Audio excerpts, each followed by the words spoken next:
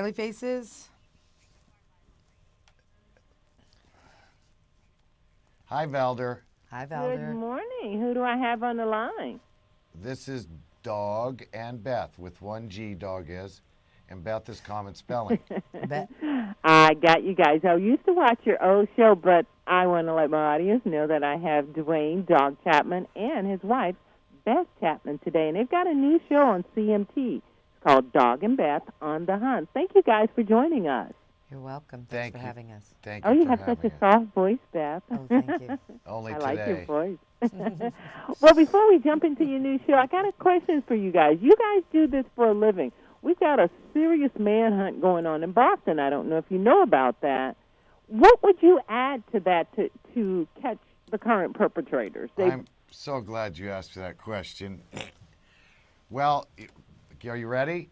I'm you ready. Valder? Okay, my recommendations. They were allegedly trying to rob a 7-Eleven. It looks like that plan was spoiled. So the remaining fugitive is probably going to rob another store. He's got to get money. They hijacked a car. That plan was foiled. So he's going to go after cars.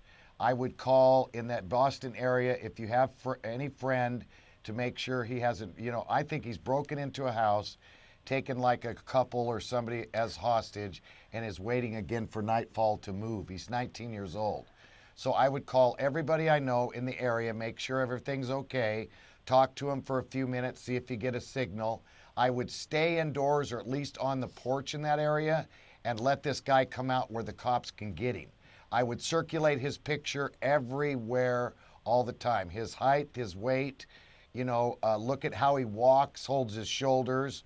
And within hours they could get this guy if everybody just, works together. Well, they're really smart there because they asked everybody to turn their cell phones off so that they could make sure that whatever signal comes out is only from the guy. And the other smart thing that they're doing is they're going door to door and they're searching almost every house in the area. So they are very, they're really on top of what they should be doing already. So, we can only offer information as a spectator, but, of course we'd like to be right there in the streets going door to door with them. But, it's a very serious situation, so we have to let them do it. It is, and that's great advice. That's the best outside advice that I've heard in order to make this happen. You guys do this for a living. Beth, I want to ask you, how is it putting your life on the line? People watch you, they laugh at the show sometimes. You guys do funny stuff, but this is really serious work that you do. Yeah, it is really serious work. You just never know. You just don't know who you're going after or how desperate they are. Only they know how desperate they are. As with the guy there in Boston, he knew he was the bomber. He knew when he went into the 7-Eleven, that if he was going to rob it, he had to really, fight it out. When they came out and the security guard confronted, he had to shoot him. There was no, you know what I mean? There's just things that they know that you don't know. And so it makes them a lot more desperate and a lot more dangerous. And so we just try to block a lot of that stuff out of our mind and just go out and do the job. And we try to be so fast and stealth that they don't really have time to think of those things by the time we catch them. Dwayne, when you guys go out, one of the things is, over the years, I've watched your show, you have a spiritual component to it. I'm not going to say religious, but you've got a spiritual component to it. How do you mix the two, catching the bad guys and thanking Jesus? Well, my language is terrible, not very good. But my pastor, Tim Story, said I should say I'm working on it, and I really am. I just believe that there is a greater power, and his name is God, and I am a Gentile, so to be able to get through to God, God gave me his son named Jesus. And as the older I get, the more I have evidence that there is a Jesus and a God. So my mother believed in that, my father, and the mother before her. So I'm just following in a Gentile tradition. That's a great answer.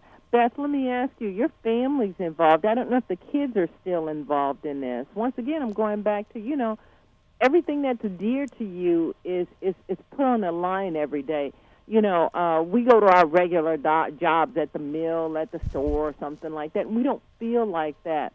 what do you do to bring safety and calmness to your family? How do you calm them and say, this is just a job, we'll be fine, it'll work out? How do you do that? There's a lot of yelling. I was going to say, she's crazy. Have you seen the show? Well, we took some of the danger out of it because Dwayne Lee and Lisa are not there anymore. It's just Leland, and Leland is highly trained, and we don't have to worry about him. So it took some of the stress factor out when, some of the children dropped off of the show. So that helped. But, this is a 24-hour day, 7-day-a-week job. It runs every single day of the year, whether there's a holiday or not. People are always wanted. They're always running. They're always in peril. And so, I think I've just learned over the years to deal with the stress and to just, keep it to a dull roar most of the time, right? And, we try to take family time when we can get it and try to just shut off the phones and not deal with it. But that's really the only way that you can deal with it. We have a calling on us right now, and these people who are following us are like, this is our ministry. So it can't close. It has to be open all the time. What a powerful statement.